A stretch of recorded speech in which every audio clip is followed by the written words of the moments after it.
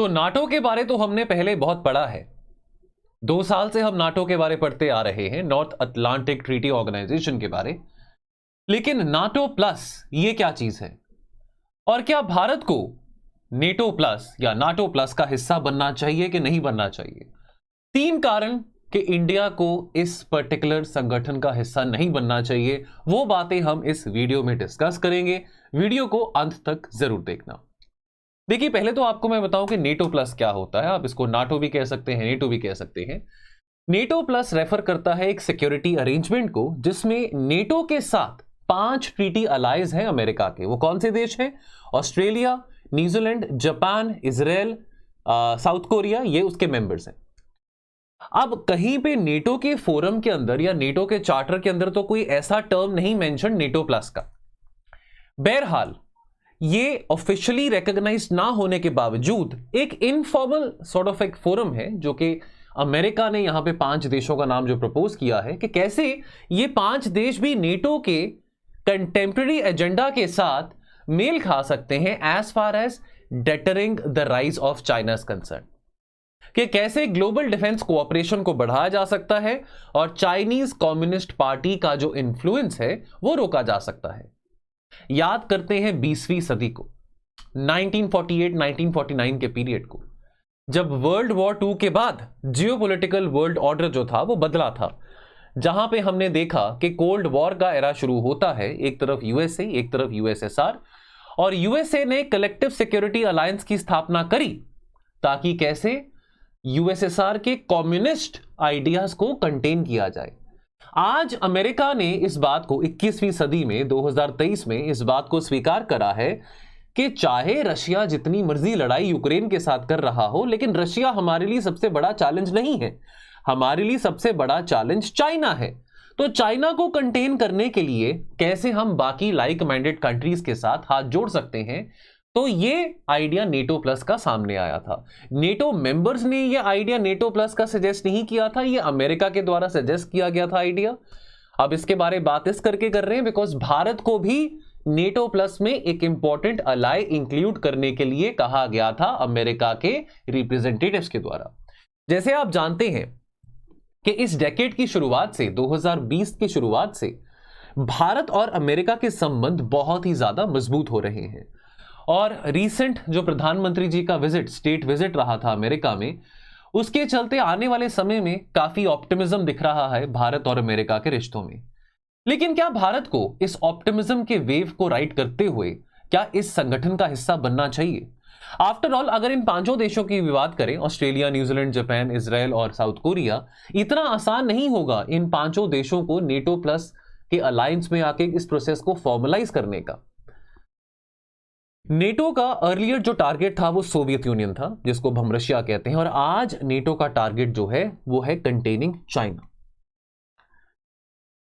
क्या आप ये बात जानते हैं कि जो हाउस सेलेक्ट कमिटी है on the strategic competition between the United States and the CCP, which is the Chinese Communist Party, is led by chairman Mike Gallagher and the ranking member Raja Krishnamurthy.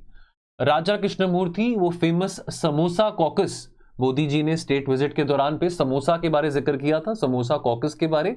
तो समोसा कॉकस में ऐसे 6 भारतीय Indian representatives, Indian origin representatives आते हैं जो कि America के कांग्रेस में, अमेरिका के सेनेट में मौजूद हैं। उनमें से एक है राजा कृष्णमूर्ति।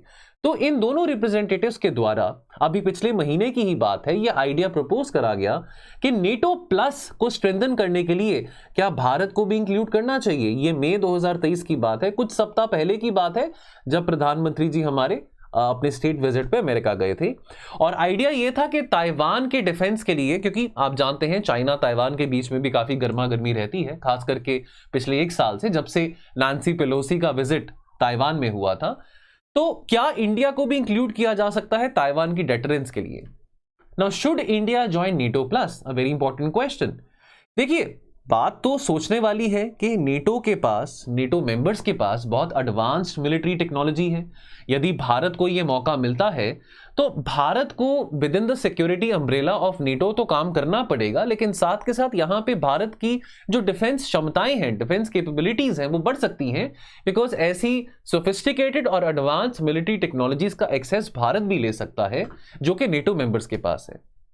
ये सेड्यूसिंग और इंटाइसिंग आइडिया तो बहुत है, लेकिन जब बात हमारी फॉरेन पॉलिसी की स्ट्रेटेजिक ऑटोनॉमी की आती है, क्योंकि अभी तक तो हम बहुत फाइन बैलेंसिंग करते आए हैं रशिया यूक्रेन के युद्ध में कि हमारा जो स्टैंड क्या है लड़ाई को लेके, हमारा स्टैंड विज़ावी रशिया क्या है, हमारा स्टैंड विज़ावी अमेरिका क्या है, विज़ावी यूक्रेन क्या है, इसको हम बहुत फाइन बैलेंस करते आए हैं।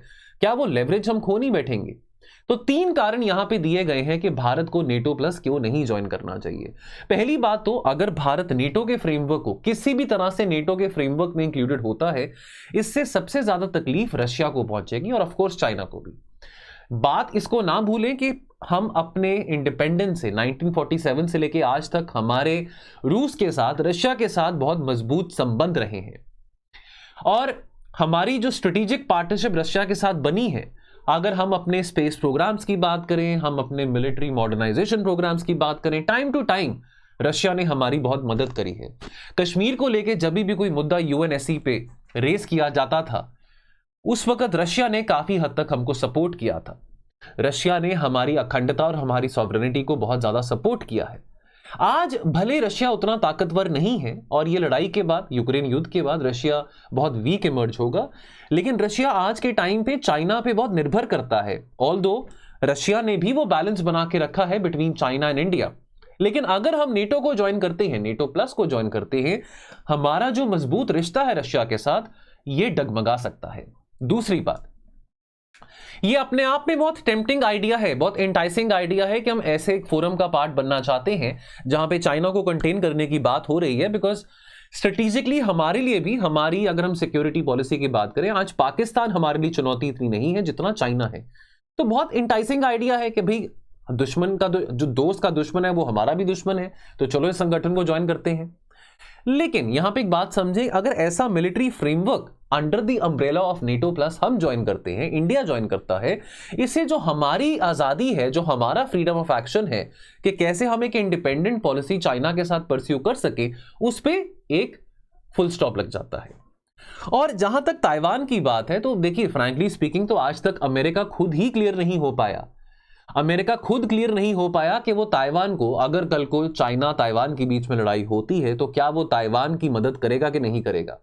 मुझे याद है पिछले साल की बात है, जब हंगामा हुआ था कि जब नांसी पेलोसी विजिट पे आए थे ताइवान, नांसी पेलोसी जो कि स्पीकर हैं हाउस ऑफ द रिप्रेजेंटेटिव्स के, उस वक्त जो बाइडेन ने कहा था कि अरे, क्योंकि चाइना, जी जिनपिंग ने क्या किया था, बहुत सारे फाइटर जेट्स और अपनी नेवी को और अपनी एयरफोर्स को मोबिलाइज कर लिया था across the Taiwan straight, and Joe Biden ने कहा कि नहीं नहीं, हम आएंगे, हम ताइवान की मदद करेंगे अगर कोई लड़ाई होती है। G20 की मीटिंग पिछले साल जब इंडोनेशिया में होती है, बाली में होती है, तब जो बाइडेन जब मिलते हैं जी जिनपिंग को, तब वो कहते हैं कि नहीं, हम तो वन चाइना पॉलिसी में ही बिलीव करते हैं, कोई ताइवान वगैरह नहीं, हम ताइवान को तो अमेरिका ने बोला कि हमको ताइवान से क्या लेना देना है। तो जब अमेरिका खुद ही क्लियर नहीं है, तो हमको क्या जरूरत पड़ी है यहां पे बीच में घुसने की? हमको कोई जरूरत नहीं पड़ी है। अगर आगे आने वाले समय में हमारे चाइना के साथ रिश्ते बेहतर होते दिखाई देते हैं, तो उन कोशिशों पे पानी फिर जाएगा यदि हम कोई ऐसा फ्रेमवर्क ज्वाइन करते हैं। और तीसरी बात देखिए, हम चाहे वो नॉन अलाइन मूवमेंट का जमाना था नेहरू जी का 1960 का, या चाहे वो 1991 के बाद हमने स्ट्रेटेजिक ऑटोनॉमी का जो अपनी फॉरेन पॉलिसी में आइडिया इनग्रेन किया हो, हमारी स्ट्रेटेजिक ऑटोनॉमी ने अभी तक हमको गाइड किया है हमारे नेशनल इंटरेस्ट के हिसाब से, जहां पे हमने अपनी नीड के बेसिस पे, अपने इंटरेस्ट के बेसिस पे तमाम देशों के साथ एंगेज किया है। तो चाहे हम ब्रिक्स में हैं, चाहे हम क्वाड में हैं, चाहे हम एससीओ में हैं, ये सब फोरम्स में हम अपना इंटरेस्ट ड्रिवन, अपने इंटरेस्ट के कारण, अपने नेशनल इंटरेस्ट के कारण हम इन फोरम्स पे अपनी सिनर्जी दिखाते हैं। नेटो के फ्रेमवर्क को अगर हम साइन करते हैं, तो उससे जो हमारी डिफेंस और सिक्योरिटी पॉलिसीज हैं, उसको भी नेटो के फ्रेमवर्क के साथ अलाइन करना पड़ेगा, जो कि हमारी ऑटोनॉमी, हमारी अखंडता, हमारी स्ट्रेटेजिक ऑटोनॉमी के बिल्कुल विरुद्ध है।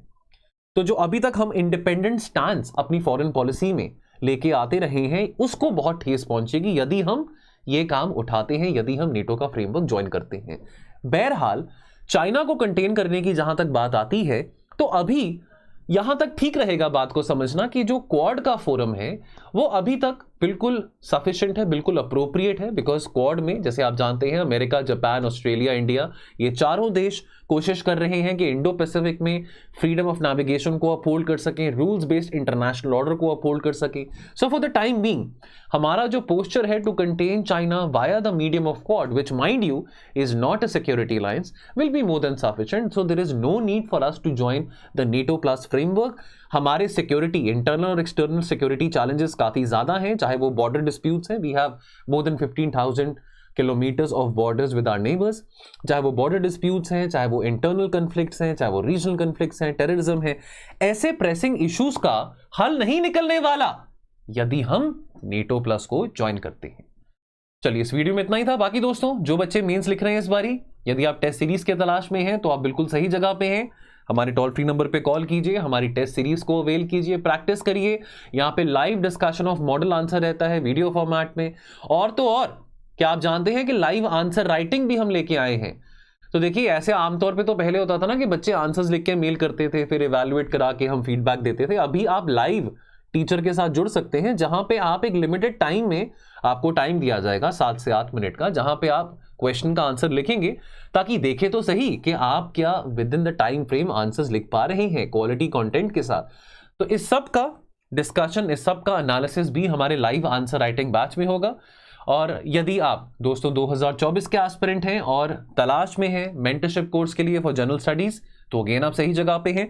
तमाम कोर्सेज को अप्लाई करने के लिए और जानकारी के लिए हमारे टोल फ्री नंबर पे कॉल करें, आपको पूरी असिस्टेंस मिलेगी। बाकी मैं आपसे विदा लेता हूं, मिलेंगे बहुत जल्द ऐसे क्रिस्प और शॉर्ट वीडियोस के साथ। यदि आप इस वीडियो को पहली बार देख रहे हैं तो please do hit the like button and do subscribe to our channel as well. Thank you so much. जय हिंद।